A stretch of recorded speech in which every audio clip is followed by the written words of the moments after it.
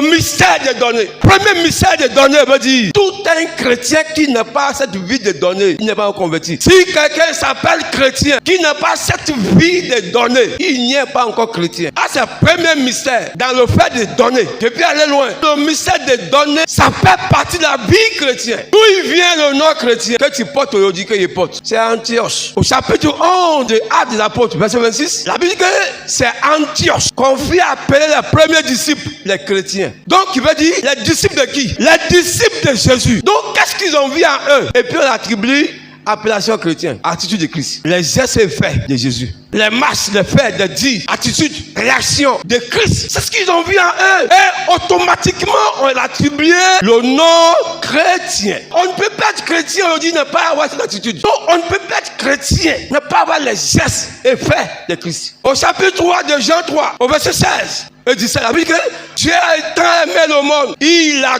donné. Dieu a tant aimé le monde, il a donné son fils. Donc, chrétien que je suis, c'est au travers de quelqu'un qui a été d'abord donné. Le mystère des données. Tu dois comprendre que c'est une vie pour un chrétien. Car ton appellation chrétien vient de là. Le mot chrétien n'existait pas avant Jésus. On peut être religieux, on peut être croyant, mais on ne s'appelait pas chrétien. Et jusqu'aujourd'hui, il y en a encore qui sont encore religieux, qui sont encore transformés, mais qui portent un nom, qui ne connaissent même pas l'origine de son nom. Quel est encore le mystère derrière donner? Donner n'est pas construit seulement un plus faible ou un plus riche. Même un pasteur doit donner. Même un bishop doit donner. Même un apôtre, un ancien apôtre doit donner. S'il n'a pas cette habitude de donner, son titre là, n'a qu'à lever ça. Un évêque général, il doit donner aussi. Car tous les titres que nous portons aujourd'hui est venu après la première personne qui s'appelle Christ, qui a été donné pour avoir, pour sauver. Tu veux dire, le fait de donner peut sauver quelqu'un. Le mystère dans le donner, ce n'est pas une obligation, mais quand tu comprends, tu vas donner pour être sauvé. Au travers de donner, tu peux être sauvé. Au travers de donner, tu peux être racheté. Les choses que tu vas en avoir, au travers de donner, ça peut même faire des malédictions. Oh, c'est inadmissible